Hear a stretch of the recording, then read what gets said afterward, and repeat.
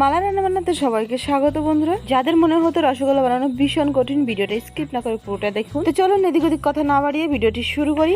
রসগোল্লা বানানোর জন্য আমি এখানে 500 গ্রাম পনির নিয়েছি। আজকে রসগোল্লাটা পনির দিয়েই বানাবো, সেই কারণে পনিরটা আমি গ্রেটারের সাহায্যে একটু গ্রেট করে নেবো। পনিরটা কিন্তু ছোট ছোট টুকরো করে মিক্সি জারের মধ্যে দিয়ে মিক্সারটা 2-3 বার চালিয়ে নিয়ে আসলেও হবে। এবারে আমি গ্রেট করে রাখা পনিরটা হাতের তালুর সাহায্যে কিছুক্ষণ সময় ধরে একটু এরকম ডলে ডলে ম্যাশ করে মেখে নেব, ঠিক ততক্ষণ পর্যন্তই যতক্ষণ না এই পনিরের মধ্যে সুন্দর মোলায়েম ক্রিমি ক্রিমি টেক্সচারে না আসে। পনিরটা আমি 3 থেকে 4 মিনিট ধরে মাখাতে মাখাতে ঠিক এরকম একটা পর্যায়ে চলে এসেছে। আর দেখতেই পাচ্ছেন ছানাটা কিন্তু একদমই এই থালার গায়ে লেগে থাকছে না, উঠে আসছে এক জায়গায়। ঠিক এরকম পর্যায়ে চলে আসলে ছানাটা মনে করতে হবে একদম পারফেক্ট মাখা হয়েছে। এবার আমি এই ছানাটা রোল করে পিস পিস করে সমান সাইজ করে কেটে নিচ্ছি। এতে করে রসগোল্লার আকারটা কিন্তু ছোট বড় হবে না, একই সাইজের হবে। এবার আমি একটা একটা ছানার পিস নিয়ে খুব সুন্দর করে গোল গোল আকার দিয়ে দেবো। এই রসগোল্লার গোল আকারটা দেওয়ার সময় যদি কোনো রকম ফাটল দেখা যায় তাহলে মনে করতে হবে ছানাটা কিন্তু মাখা কম আছে, আরেকটু সময় ধরে মেখে নিয়ে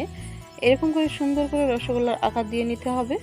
আর এই যে দেখতেই পাচ্ছেন আমার মিষ্টিটা কত সুন্দর মসৃণ গোলাকার হয়েছে। ঠিক মিষ্টিগুলো এরকম হওয়া চাই। আর এই গোলাকার আকার দেওয়াটা কিন্তু খুবই সোজা, যে কেউ দিতে পারবে। নাড়ুর মতন করে পাকাতে হবে হাতের তালুর মাঝখানে নিয়ে, তারপরে সুন্দর গোলাকার মিষ্টি তৈরি হয়ে যাবে।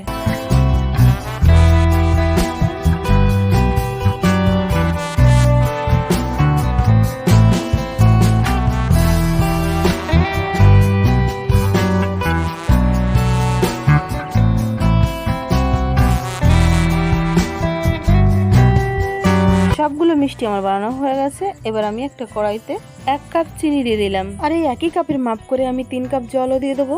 এবারে অপেক্ষা করব চিনিটা গলে এই শিরার মধ্যে একটা ওবাল আসে। শিরাটা যাতে তাড়াতাড়ি ফুটে ওঠে তার জন্য আমি ঢাকনা দিয়ে ঢেকে দিয়েছিলাম।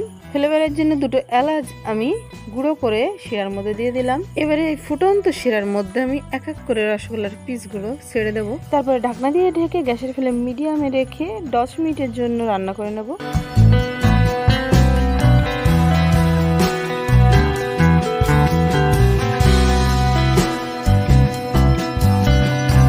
10 মিনিট পরে ফিরে আসলাম আমি। বন্ধুরা দেখতেই পাচ্ছেন রসগোল্লার পিসগুলোর সাইজে কত বড় হয়ে গেছে। এত সুন্দর রসগোল্লা কিন্তু বাড়িতে থাকা পনির দিয়েই খুব সহজে বানিয়ে নিতে পারেন। ভিডিওটি ভালো লাগলে লাইক শেয়ার সাবস্ক্রাইব করে পাশে থাকবেন।